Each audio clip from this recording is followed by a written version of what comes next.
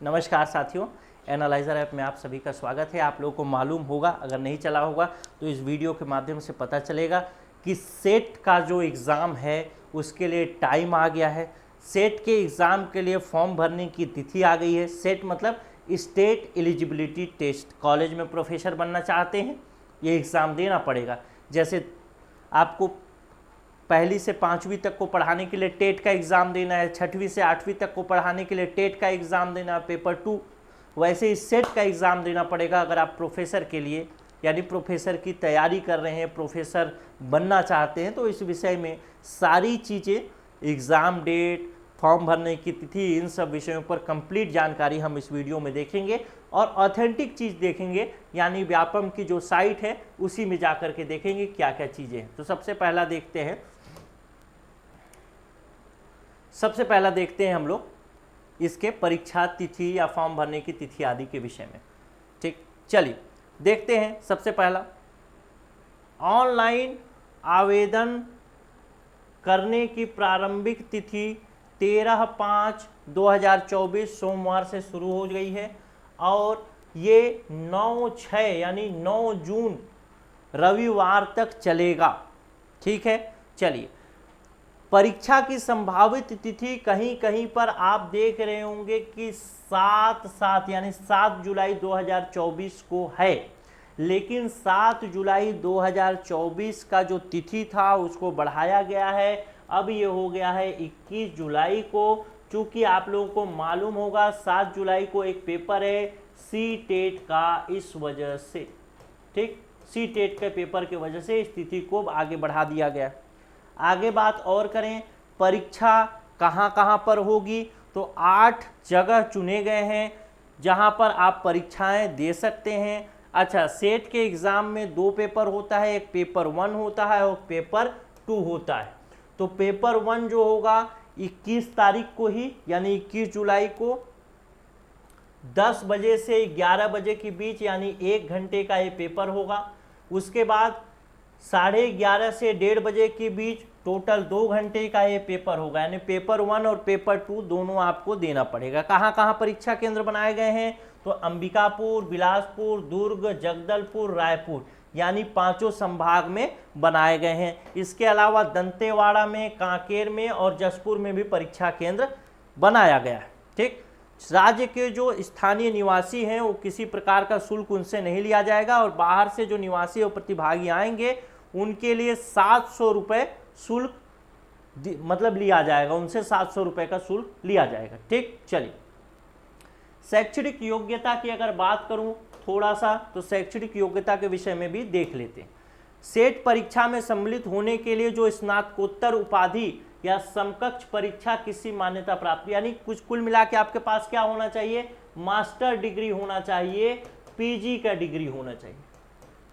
अगर post graduate हैं तब आप इस फॉर्म को भर पाएंगे। तो इस जो पीजी है उसमें 55% मिनिमम मार्क्स होना चाहिए, यानी जो जनरल कैटेगरी के हैं वो 55% मार्क्स होने चाहिए। अगर छत्तीसगढ़ के बाहर का कोई व्यक्ति इसको देख रहा है तो उसके लिए भी कितना, पीजी में कितना होना चाहिए, 55% होना चाहिए। लेकिन जो छत्तीसगढ़ के मूल निवासी हैं उनके लिए, मूल निवासी खासकर मूल निवासी ही नहीं, छत्तीसगढ़ के जो मूल निवासी हैं उसमें अनुसूचित जाति, अनुसूचित जनजाति, अन्य पिछड़ा वर्ग और गैर क्रीमिलियर और निःशक्त जन जो हैं उनके लिए 50% मार्क्स ही अनिवार्य है, 55% होना अनिवार्य नहीं है। ठीक, चलिए आगे बात करें।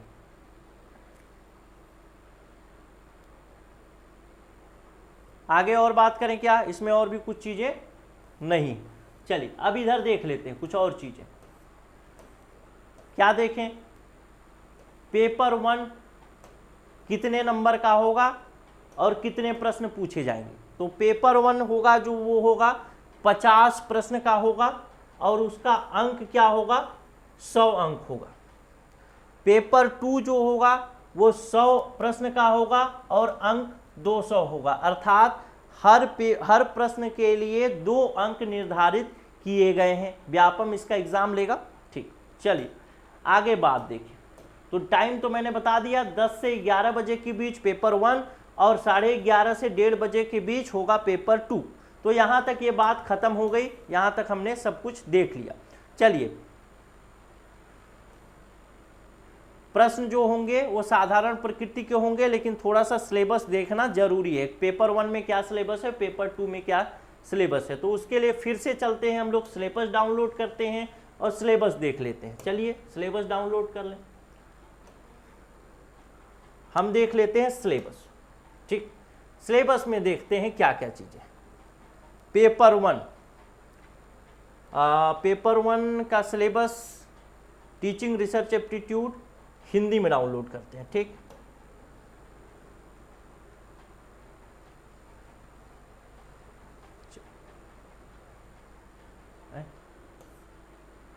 नहीं आया क्या? आ गया। पेपर 1 में क्या है, इसका इकाई 1 तो गायब है, इकाई 2 से दिया है शोध अभिवृत्ति, जिसमें शोध का अर्थ, प्रकार, विशेषताएं, प्रत्यक्षवाद, उत्तर, ये सब चीजें हैं। दूसरा है बोध, इसमें गद्यांश दिया जाएगा, उसके आधार पर प्रश्न पूछा जाएगा। तीसरा देखें, चौथा यूनिट है, मतलब चौथा यूनिट क्या है, संप्रेषण, जिसमें संप्रेषण का अर्थ, ये सब चीजें पूछी जाएंगी। जन मीडिया।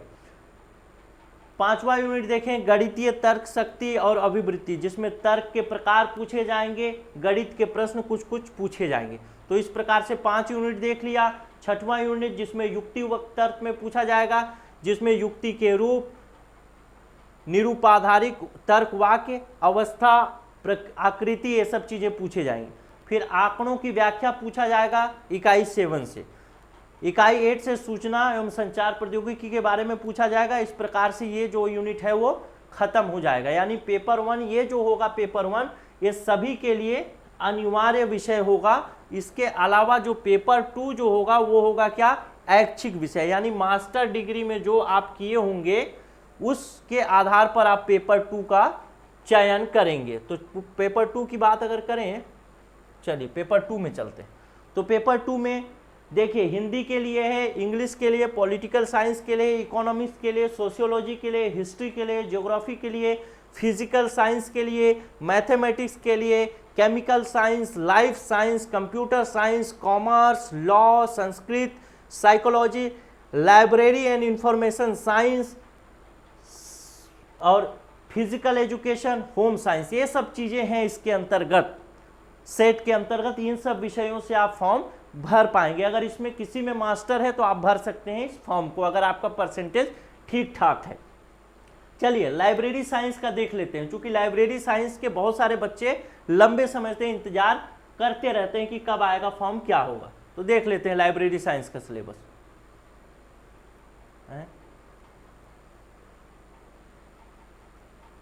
नहीं है क्या इसमें, इंग्लिश में होगा। अच्छा देख लेते हैं, चलिए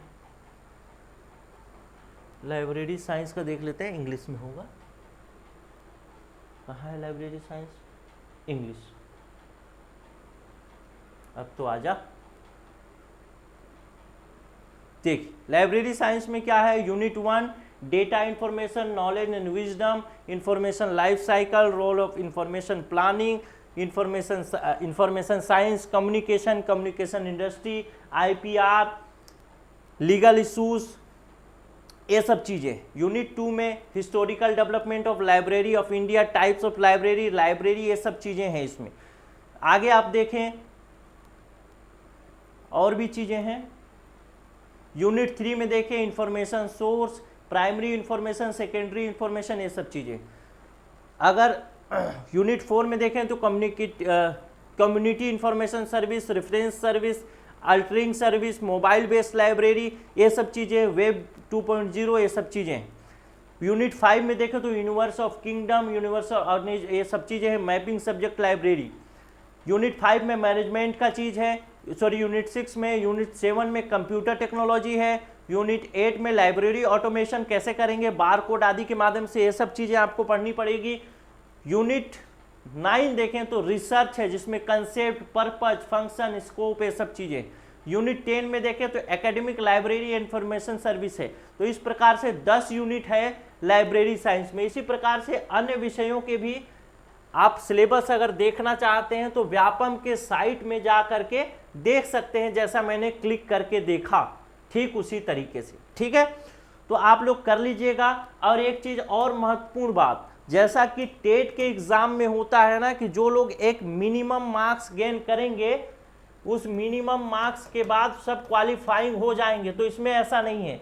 चाहे लाखों लोग फॉर्म भरे, चाहे करोड़ों लोग फॉर्म भरें, कोई दिक्कत नहीं है, लेकिन उसमें से केवल और केवल 6% बच्चे ही इस सेट के एग्जाम में क्वालिफाई होंगे। यानी आपको अधिक से अधिक नंबर लाना होगा, तब जाकर के आप क्वालिफाई होंगे, नहीं तो क्वालिफाई नहीं होंगे, एग्जाम पास नहीं कर पाएंगे।